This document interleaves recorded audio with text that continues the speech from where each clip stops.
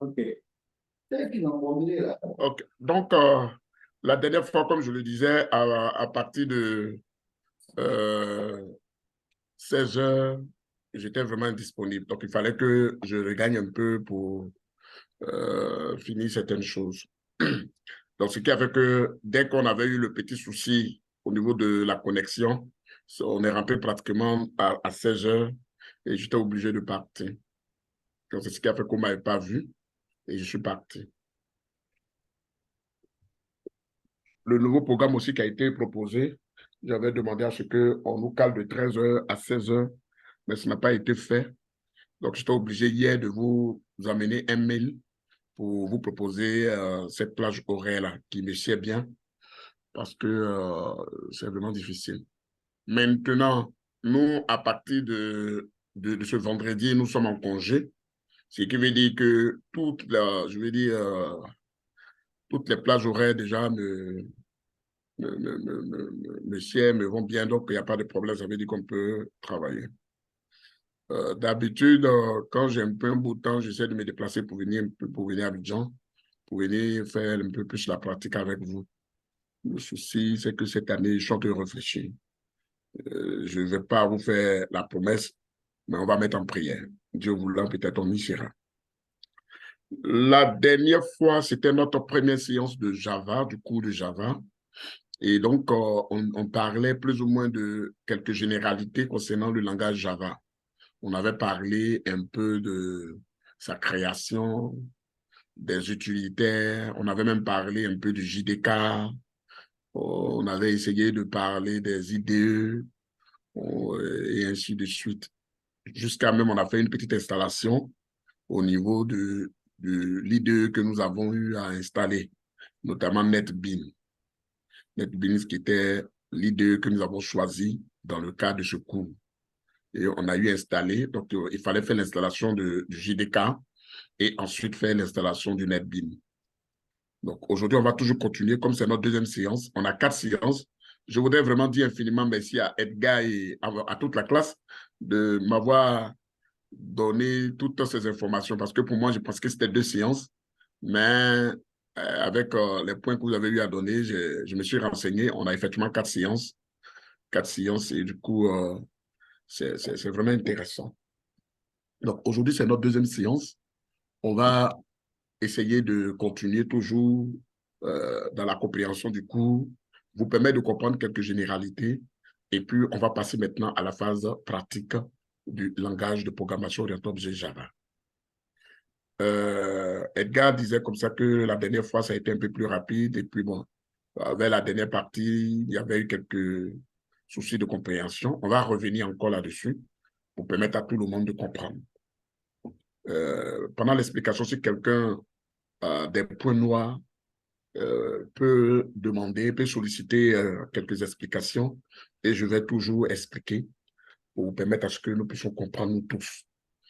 Un autre point aussi que je voudrais aussi partager avec vous, étant donné que moi je suis en ligne et que vous êtes en salle, il me serait intéressant de voir qu'est-ce que vous faites sur vos machines. Par conséquent, je vais demander à chacun d'essayer de se connecter pour que je puisse voir un peu comment chacun écrit son code, pour que nous puissions valider véritablement ce que vous faites. Vous savez, c'est la programmation, et qui parle de programmation, parle vraiment de suivi. Donc, il faut que je sois sûr, est-ce que vous écrivez le bon code? Est-ce que vous arrivez à convoquer exactement la bonne méthode ou à invoquer la bonne méthode? Donc, que chacun essaie de se connecter sur la plateforme et puis on va essayer de travailler. Je partage mon écran rapidement pour nous permettre de comprendre un peu les cours. Donc, je partage mon écran. Alors, la dernière fois, on était sur la leçon 1 qui nous permettait de comprendre la notion du JDK, la notion de langage Java. Je voudrais préciser qu'il y a une différence entre Java et JavaScript. Les deux sont pratiquement vraiment opposés. La seule chose peut-être qui les lie, c'est juste le mot Java qui est pratiquement commun aux deux langages. On a eu à dire que le langage Java a été développé par Sun Microsystems dans les années 95. Et cela en tant que langage orienté objet pour les applications professionnelles et aussi pour les applications Internet de façon impérative. Et on a eu à dire qu'en son temps, dans cette période-là, c'était, on va dire, la période de la programmation orientée objet parce que le langage C++ faisait vraiment ravage. Il fallait vraiment trouver un langage qui était plus ou moins portatif et aussi qui pouvait s'exécuter sur n'importe quelle plateforme. Donc, ce qui va pousser les ingénieurs de Sun Microsystems à mettre en place un langage qui est d'abord architecturalement neutre et en termes de sécurité, ce langage-là possède une sécurité très, très avancée. Et c'est ce qui va amener la naissance du langage Java. Donc ça, on a eu à dire ça la dernière fois. On a dit aussi que Java n'exécute pas directement un script. Il passe par plusieurs étapes. Et on avait dit que le langage Java exécute un script à partir d'une machine virtuelle que nous avons appelée la JVM, c'est-à-dire Java Machine Virtual ou encore la machine virtuelle Java. On avait essayé de présenter comment je vais dire, se déroulait l'exécution d'un programme Java. La première partie, nous écrivons un script en Java. Ça veut dire que nous ouvrons une petite page et nous donnons nos informations, nos différents algorithmes, tout ce dont nous avons besoin. On l'écrit dans une classe appelée Java. Alors, que fait le langage? Le langage va demander à un petit programme que nous appelons le compilateur, qui, lui, ce programme-là, va transformer, ou vous voulez compiler le script, le morceau de script que nous avons écrit là, dans un petit programme que nous appelons le bytecode. C'est un programme binaire. C'est maintenant ce programme binaire qui sera maintenant interprété par un interprétateur appelé la Java Virtual Machine, qui va nous permettre de lire toutes les différentes instructions sur les différents systèmes d'exploitation que nous connaissons, notamment Linux, macOS et Windows. Voilà un peu comment se déroulait, je veux dire, la compilation et l'interprétation d'un langage, en fait, d'un script écrit en Java. Donc, on a eu à parler un peu de la compilation. On a dit que la compilation s'effectuait à partir de la commande Javac, Java qui veut dire Java compilateur. Donc, c'est ce compilateur-là qui nous permet de compiler le script écrit en Java. Donc, ce compilateur, lorsqu'il écrit, il le compile dans un fichier binaire que nous appelons exactement, comment on appelle là même là, le bytecode. Et donc, lorsque nous finissons, il nous faut maintenant interpréter ce bytecode qui a été compilé.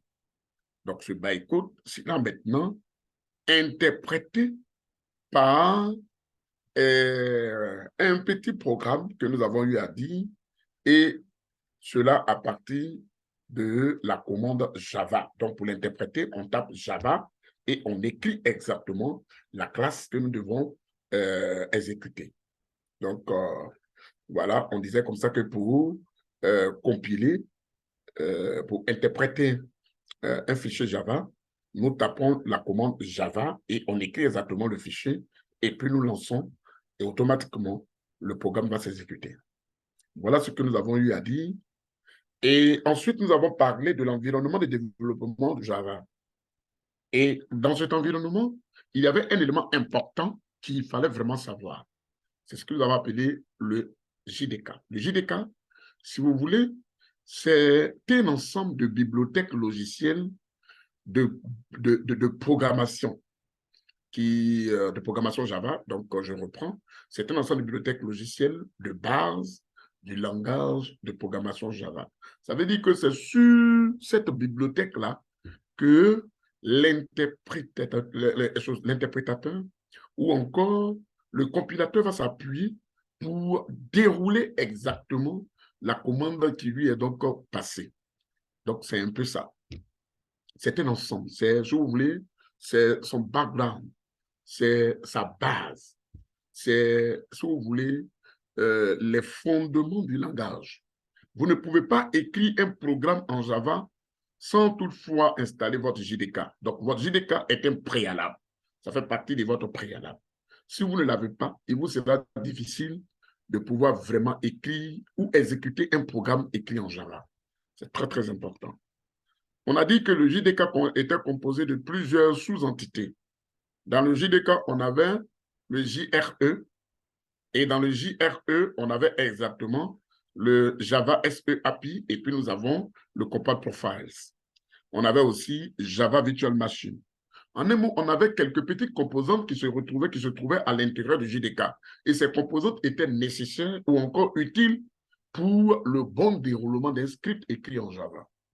Voilà donc ce que nous avons eu à dire concernant le JDK. On a dit que pour installer le JDK, il fallait se rendre sur le site d'Oracle et puis télécharger exactement notre JDK par rapport à l'architecture de notre système d'exploitation. Lorsque nous avons fini de télécharger, bel et bien, on nous demande d'écrire, d'avoir un compte. Parce que depuis un certain temps, Oracle a décidé de laisser les logiciels que ceux qui ont des comptes sur leur plateforme. Donc, avant de télécharger peut-être Java, on va vous demander, monsieur, est-ce que vous avez un compte? Si vous n'avez pas de compte, alors vous devez créer le compte. Et puis, à partir de votre compte, vous pouvez télécharger vos différents utilitaires Java. Donc, automatiquement, on avait eu à expliquer que pour le besoin de secours, on voulait utiliser que seulement la version 8 du JDK, qui pour nous était encore plus stable et qui est encore d'actualité. C'est-à-dire c'est une version très, très améliorée, très, très expérimentée, où les gens ont eu à gérer tous les bugs et ainsi de suite. Après, le JDK, on a vu un peu l'installation du JDK, comment le JDK devait être installé et ainsi de suite. Maintenant, nous avons parlé de l'IDE. Le l'IDE, entendez par là l'environnement de développement intégré. Ça veut dire que c'est une application de développement des applications. Ça veut dire c'est un petit logiciel qui vous permet d'écrire vos différents scripts. Nous avons cité Sublime Text, Atom, Visual Code, nous avons Eclipse, IntelliJ, NetBeans, BlueJ, JDeveloper, les J, ça veut dire Java. Hein. Voilà, ça veut dire Java. DR Java, Android Studio, et il y a plusieurs. On a même un PHP Storm, il y en a plusieurs. On a même PyCharm, il y en a tellement et tellement. Mais pour le besoin de notre cours, on a décidé d'installer que seulement NetBeans, pour plusieurs raisons. La première, parce que NetBeans est encore plus facile à comprendre. Deuxième, NetBeans a vraiment d'abord en son sein des extensions qui nous permettent d'aller plus vite dans la programmation. Et troisième raison, parce que NetBeans nous permet aussi d'avoir le côté design, c'est-à-dire le côté graphique. Au lieu d'écrire le code même de façon graphique, NetBeans nous permet de pouvoir dessiner les objets. Et puis lui, en arrière-plan, il écrit le code pour nous. Vous voyez que ça devient intéressant. NetBeans écrit le code pour nous en arrière-plan. C'est-à-dire que nous, on dessine seulement le graphique. Si on a besoin d'une interface graphique, il suffit de mettre les boutons, et NetBeans, à son tour, écrit ce que nous déposons là dans le code source de notre application. Et vraiment, c'est intéressant. Les autres aussi font autant, mais NetBeans est beaucoup plus répandu dans le monde des développeurs d'applications, surtout concernant le langage Java. Donc, on a eu installé NetBeans. Pour le besoin de ce cours, j'ai eu à vous donner des utilitaires où nous avons NetBeans et JDK, les deux incorporés en même temps. Donc, quand nous avons installé la dernière fois NetBeans, on a eu en même temps à installer et à la fois NetBeans et le JDK. C'est ce qu'on a eu à faire la dernière fois. On a ouvert un peu NetBeans et on a commencé à expliquer quelques composantes de NetBeans, notamment l'interface graphique, les différents menus, je veux dire, comment écrire, comment on appelle la mémoire, comment écrire dans un fichier, comment définir une classe. On a eu vraiment la dernière fois à travailler dans ce sens. On va continuer encore aujourd'hui dans ce même sens et nous allons démarrer ensemble NetBeans. Donc, je demande à tout le monde de démarrer NetBeans. Donc, vous démarrez NetBeans. Voilà. On a essayé NetBeans 8.2. Donc, vous démarrez NetBeans. Donc, que chacun démarre le NetBeans qui est écrit, qui est installé sur sa machine. Ici, je vois que c'est Subaru seul qui est connecté. Hein.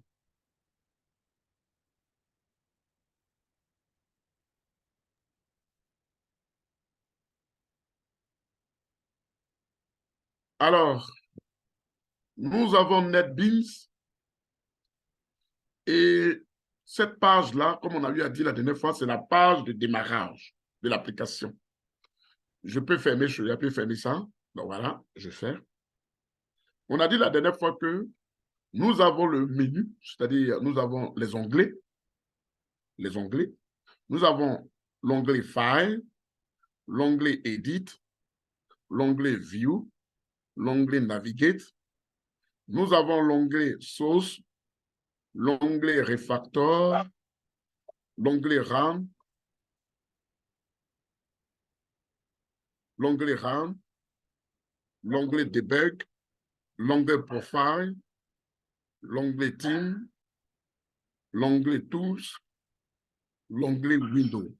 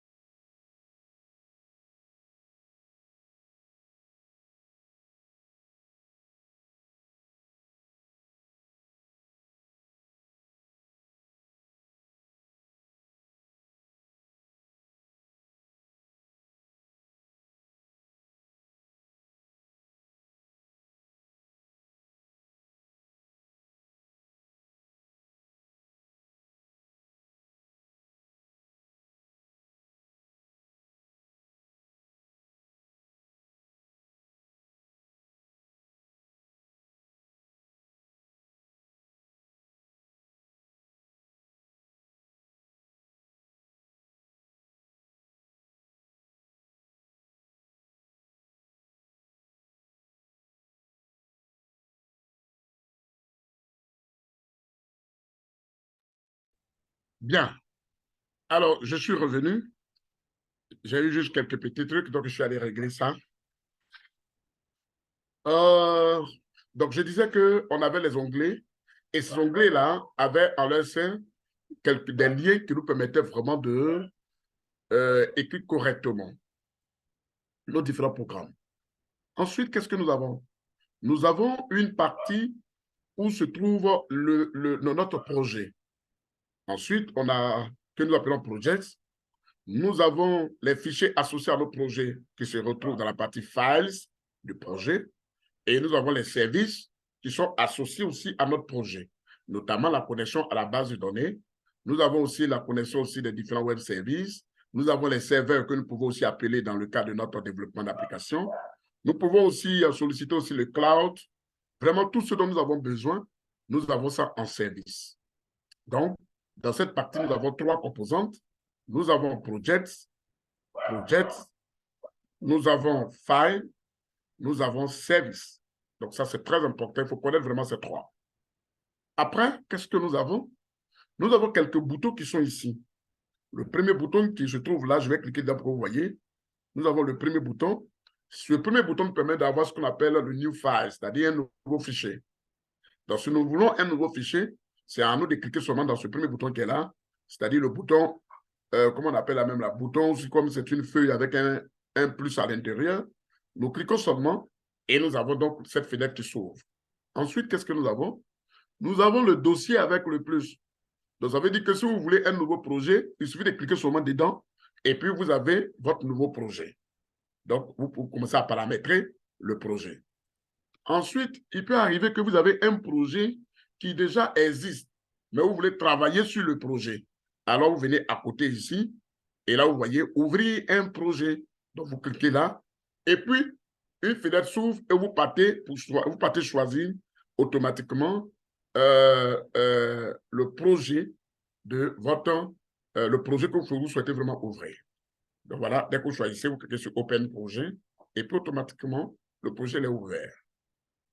Ensuite, vous avez la deuxième partie de votre application NetBeans que nous appelons Navigator. Navigator, c'est juste tout ce qui est comme manipulation que vous allez faire.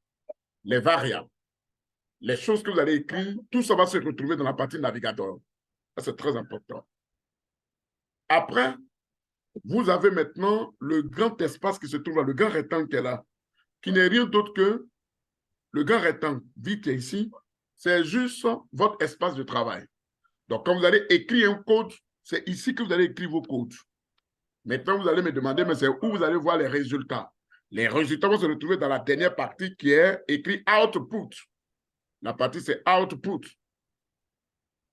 Donc, c'est là que se trouvent tous vos résultats. Donc, si vous voulez avoir vos résultats, vous écrivez et là, vous avez exactement votre output. Donc, voilà comment vous devez vraiment le faire. Je m'arrête là. Si vous avez des questions, je vous écoute et puis nous allons continuer. Questions?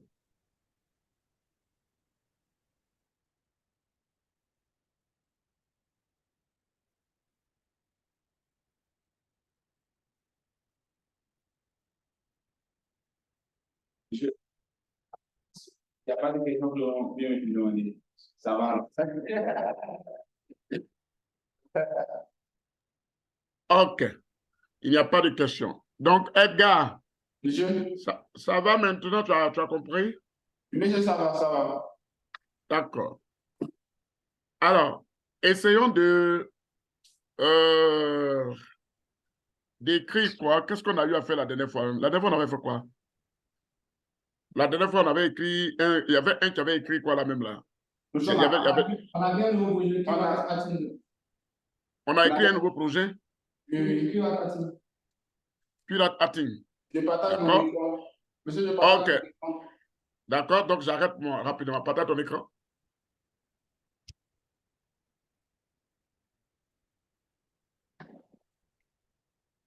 Super. Donc, on a... Voilà. Tu peux fermer la page Start Page. Tu peux fermer ça. Tu peux fermer ça. Quelle page? Start Page. L'onglet à côté de toi. Non, pas là-bas. Dans la partie espace de travail que j'ai présenté là, il y a l'onglet qui est là qui est Start. Voilà, tu peux fermer ça. Super. N'oublie pas, tu peux fermer aussi tout ce qui est comme page que tu ne veux pas, je vais dire, utiliser. Tu peux fermer. Donc, voilà. Donc, la dernière fois, on a vu qu'il fallait comment créer un projet. On a vu qu'on a créé un projet appelé quoi? Curate Master 2, c'est ça? Oui, c'est ça. OK. Et on a essayé de créer un fichier que nous avons appelé TP1, c'est ça? Exactement, monsieur. Super. Donc, on sait comment on crée tout ça. Je vous demande de créer un fichier dans votre projet Curate Master où vous allez exactement, vous allez créer je vais dire le fichier, mais vous allez le nommer démo 1. Nommez le démo 1.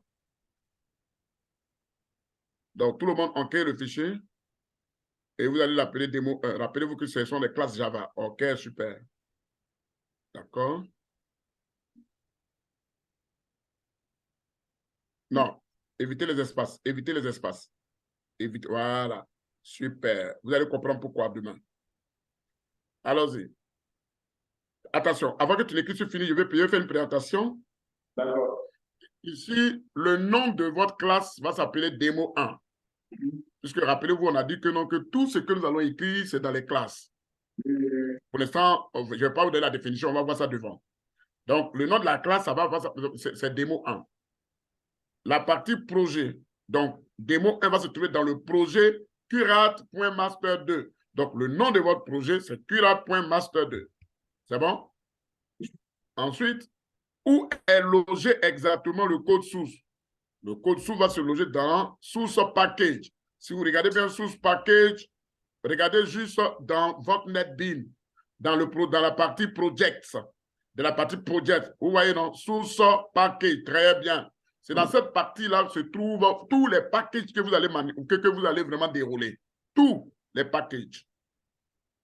Vous pouvez changer le source package. Vous pouvez le changer en test package. Regardez bien le test package à côté. Regardez bien le test package. Vous le voyez? Voilà. On peut changer, comment on appelle la même là? La location, source package, on peut le changer. Venez dans la fenêtre qui est là, New Java Class A. Regardez bien le bouton déroulé qui est là. Bouton au niveau de location. Où c'est marqué source package. Non, c'est pas là-bas, c'est pas là-bas. Voilà. Vous voyez que vous avez deux déjà packages qui sont là. Vous pouvez changer automatiquement, mais ne le faites pas pour l'instant d'abord. On va rester toujours dans source package. Oui. Monsieur, nous, on n'a pas de test package. Non, ça arrête à la librairie.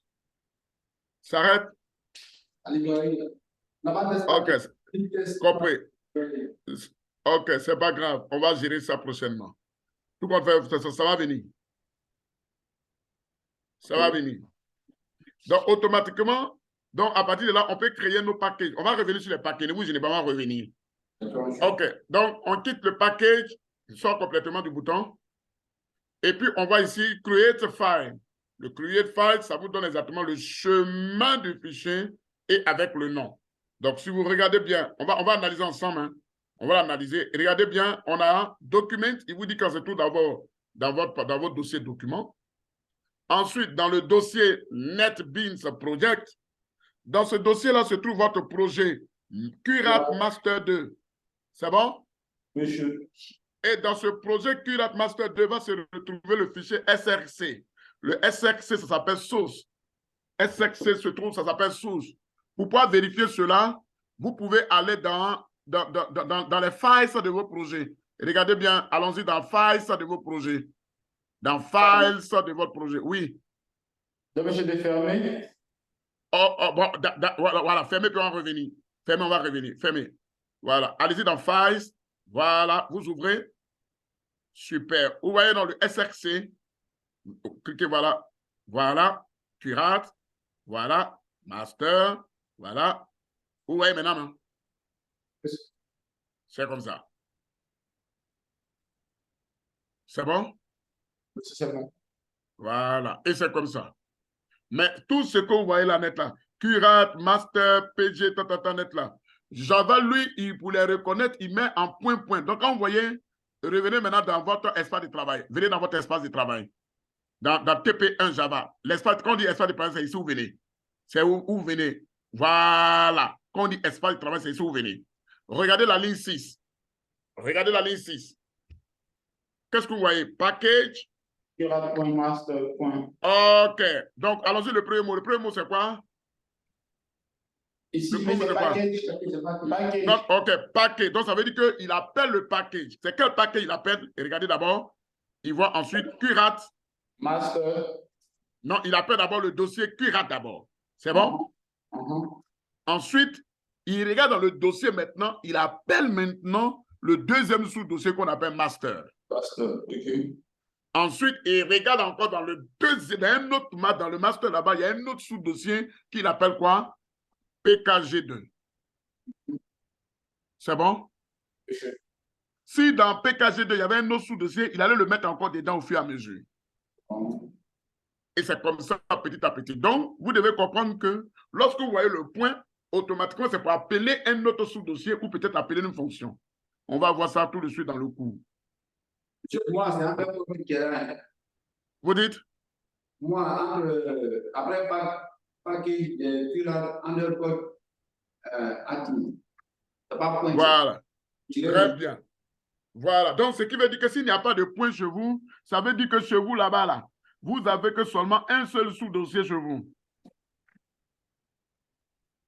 Regardez dans la partie Files, regardez dans votre partie Files, là-bas, vous allez voir. Partie Files, vous ouvrez SRC. Dans la partie, vous voyez dans la partie Files. Voilà. Voilà. Edgar, n'oublie pas que tu partages ton écran. Hein. Oui. Ok, arrête le partage, Edgar. Arrête dans ce cas le partage et puis... Arrête le partage et puis... tu arrêtes le partage et puis quelqu'un d'autre peut partager son écran, on a envie de voir. Voilà. Voilà. Maintenant, envoie le message que tu veux envoyer. Qui a envie de partager son écran, on va regarder un peu pour lui. D'accord, moi je vais le faire.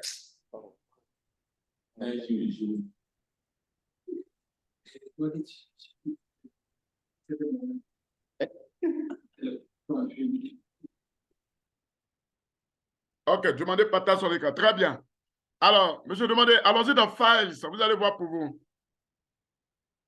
Non, non, non, non. Voilà, vous êtes là, très bien. Donc, vous voyez que dans votre SRC, vous n'avez qu'un seul dossier seulement. C'est bon? C'est un seul dossier qui est dedans et ce dossier, c'est curat_atin. C'est tout. Et pour comprendre cela, regardez la ligne 6. Vous voyez que la ligne 6, dans votre espace de travail, ligne 6, paquet, curat, vous voyez qu'il n'y a pas de point, non?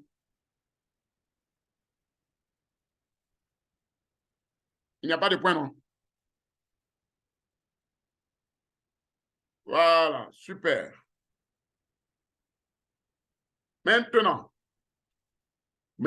étant donné qu'on sait maîtriser un peu tout ça, allons-y un peu dans le cours. On va comprendre quelque chose et on va revenir sur celui-là. Ne fermez pas, hein. Il faut réduire seulement. On va, comment on appelle la même? Monsieur, demandez, arrêtez le partage, je vais partager pour moi et puis on va expliquer un peu quelques parties du cours.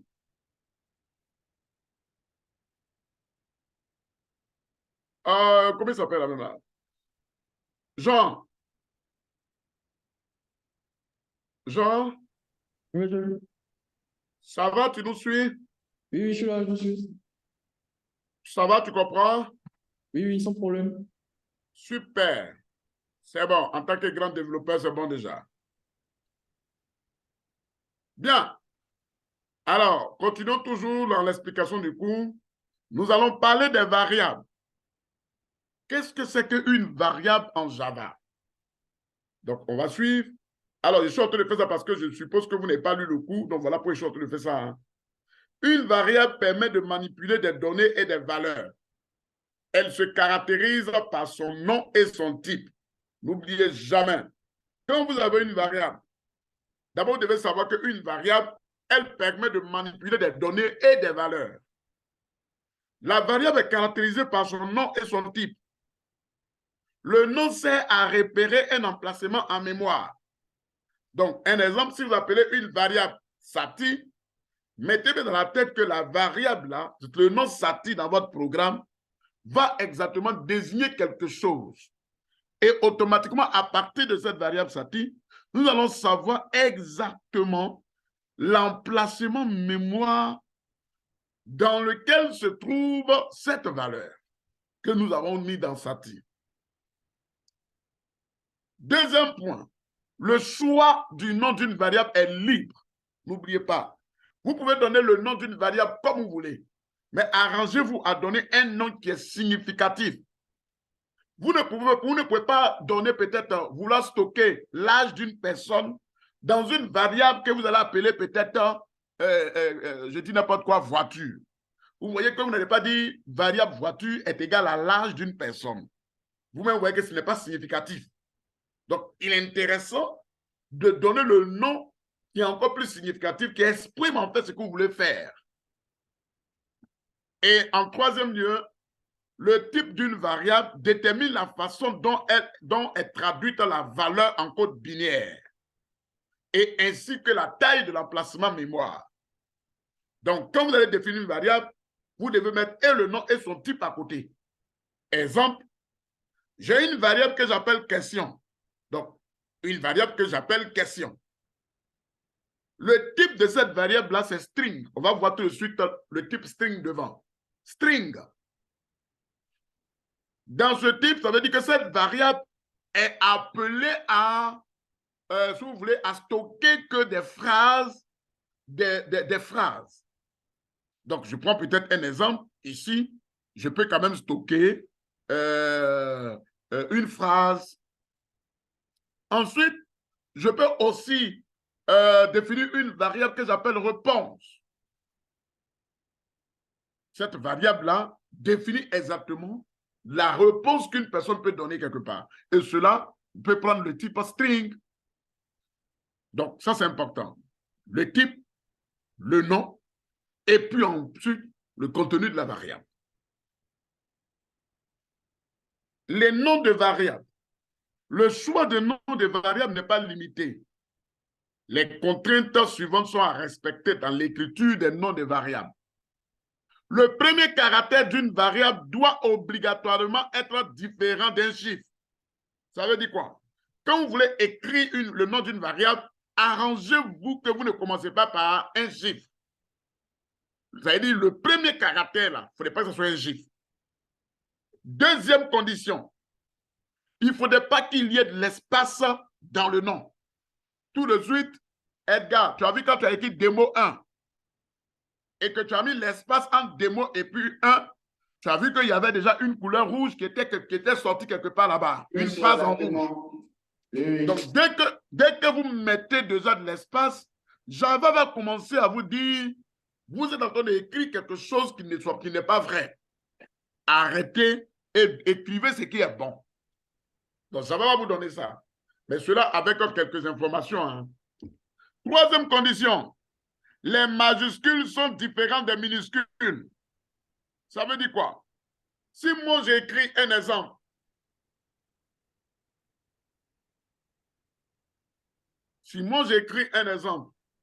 une variable, prénom, ça c'est une variable. Je l'appelle le type parce que c'est string. Prénom, le prénom va recevoir peut-être par défaut Kamena. Ça, c'est le prénom.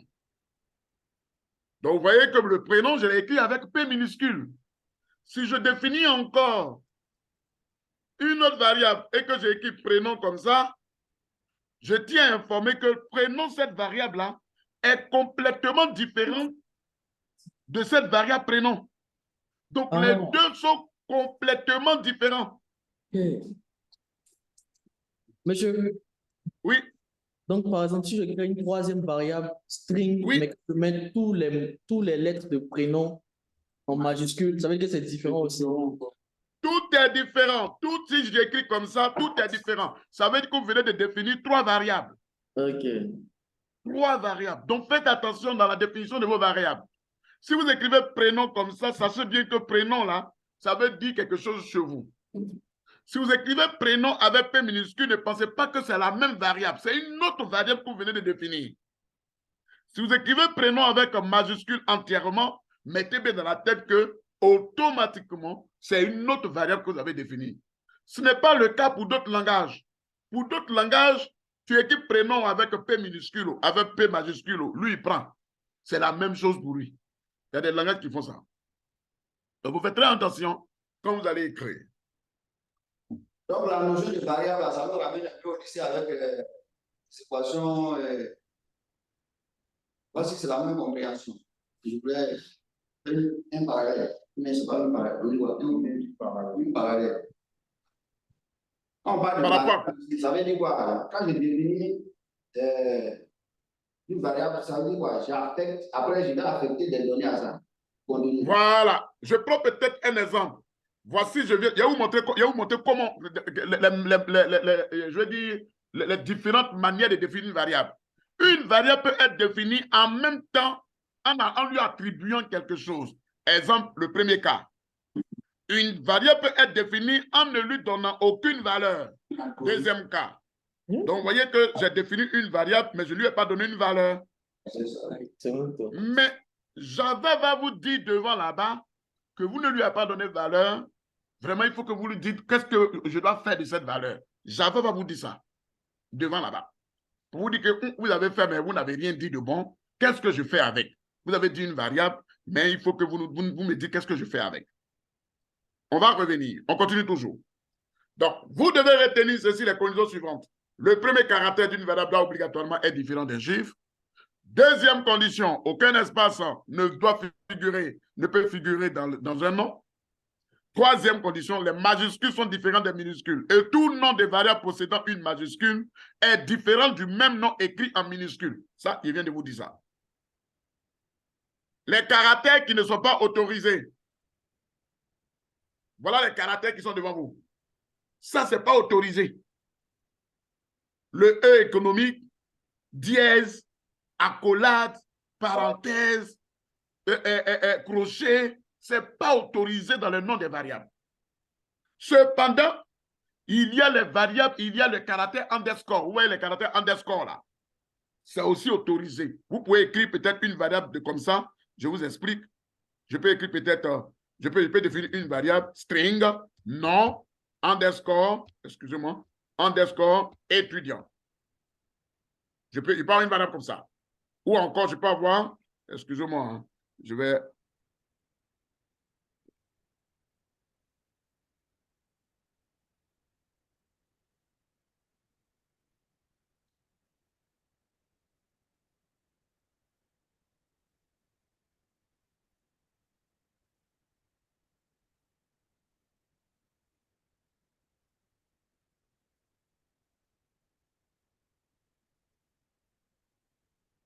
Avant, j'aimais beaucoup coder à un bloc-notes. Hein. J'aimais beaucoup écrire en bloc-notes, beaucoup. Voilà. Oh, excusez-moi. Voilà. Donc, je peux écrire une variable comme ça. Donc, voilà une variable.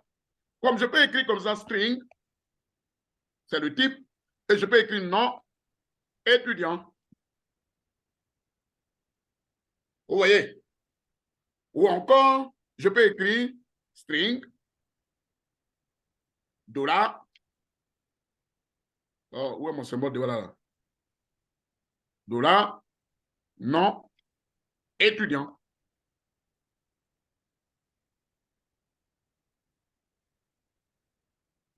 Tout dépend de vous. Mais ce que vous êtes censé, vous devez comprendre, ces variables que je viens de donner là, elles sont toutes différentes. Toutes différentes. Donc, il faut que vous compreniez ça. Voilà. On continue. C'est différent. Vous dites quoi? Et dès qu'il y a un caractère qui change, voilà. Dès qu'il y a un caractère qui change, tout est différent. Voilà. Au niveau des types, tout de suite, on a vu un type là. Type, on a vu le type string. Lui, on va parler plus précisément sur le type devant là-bas. On va parler. Mais revenons un peu ici sur, comment on appelle la même là? Les types primitifs en Java. En Java, vous avez des types et vous êtes appelé tout le temps à avoir ces types-là à côté. Je prends un exemple. Vous avez le type booléen. Le type booléen, lui, il est issu de la classe booléen. Les valeurs manipulées, on a true ou false, ou bien 0 et 1.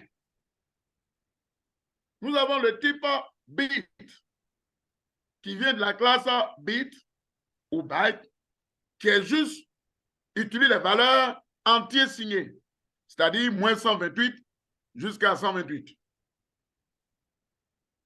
Alors, vous devez savoir que par défaut, voilà, c'est ce qu'on a, 0. Dans le type booléen, par défaut, on a false, par défaut. On a le type car. Le type car utilise la classe caractère. Les valeurs, ce sont les caractères. Vous avez le type short. Utilise la classe short, les entiers signés, c'est-à-dire de moins 327 000, enfin, moins 32 768 à 32 767. Par défaut, c'est 0. une question. Vous avez, vous dites? On a plusieurs entiers signés là. Qu'est-ce que c'est là?